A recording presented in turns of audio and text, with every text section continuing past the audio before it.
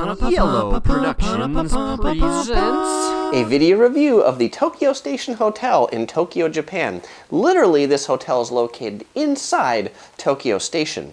It's one of those hotels that I've passed through Tokyo Station a number of times and never even realized it was here, but it is. It's a really cool hotel. It has 150 guest rooms, and it feels like something out of London a little bit. It has a little bit of a British flair here in the central of Tokyo. So in this video, I'll show you around the property and one of the guest rooms. One of the cool things about staying in the Tokyo Station Hotel is the historical nature of the building. This building, constructed in 1918, was constructed to be a great central train station for Tokyo, and what a train station it's become. The architecture is very typical of the Meiji style construction at the time, and it looks on the outside like nothing like central Tokyo looks today. Everything around it are these high-rise office blocks that look something like out of Star Trek and the Borg cube, but here you have this palatial looking thing that's really neat. On the hallways of the building, they have historic pictures of what the station looked like throughout the years, and actually there's this one building that we're looking out at from our room.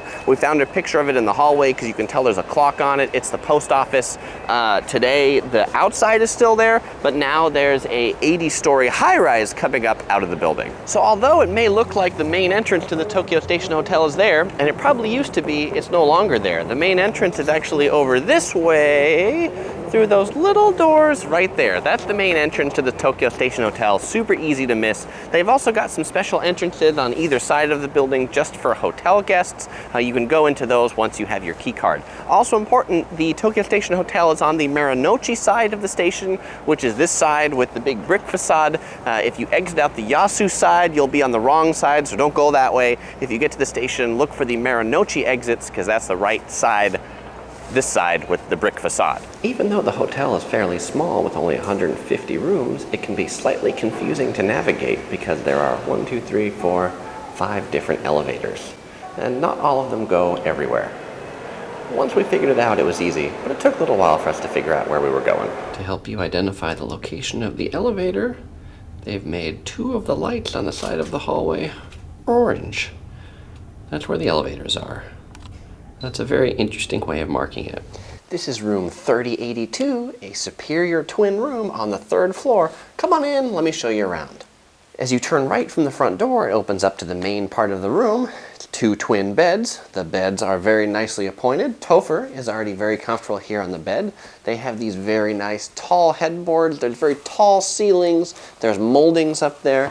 There's this very fancy diamond chandelier. On the bed is the typical Japanese control panel that you can control all the room lights from the bed, which is pretty nice, along with a clock.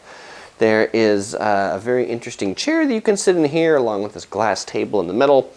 There's an air purifier, flat panel television. There's a thing here where you can plug in your iPod. There's a desk here with a very comfortable looking chair and this mirror, which is really probably not useful for actually looking for yourself, but is really neat from a video effect to give this like fisheye perspective onto the room. Kind of cool. This mirror is kind of surreal, and actually this room is kind of surreal too, because if you come out this way and look out the window, there's like this crosswalk that 200 people cross every 2 minutes in central Tokyo. People in business suits. Central Tokyo out the window. British guest room inside. It feels kind of like a window into another place. Okay, let's come this way and I'll show you the rest of the room. If we come over here and we open these double doors, this opens up to the room's minibar of sorts. There's a little ice thing. No doubt you can get ice. There is a teapot, so you can make tea. And yes, it has the Twinings, British tea, of course. Underneath there are some of the in-room minibar necessities. I'm sure those are not complimentary. There is a minibar fridge down there with sodas and, of course, a selection of Japanese beers. All right, we'll go ahead and close this up. Over this way is the room's closet, And it's a very large closet. Actually, I've never had a hotel room in Japan that has a closet this big. I'm also going to point out they brought our luggage in here, and when they guided us up to the room, it wasn't just one bellboy, but it was a bellboy and a bellgirl. It was two of them that came up here with us, because apparently 3 bags, that's enough for 2 people to carry.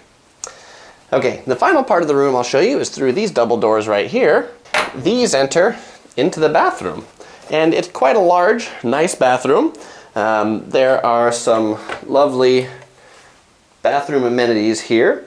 And when I said it feels like central London, the soaps and creams are actually this Gilchrist and Soames of London, England. So it apparently wasn't just me thinking that. That's apparently what they were going for. Through this door over here is the large walk-in shower. It has a handheld shower and also a stool so that you can sit while you're taking a shower. There's also a large soaking bathtub just over this way. This room is a good echo chamber. Echo, echo, echo, echo.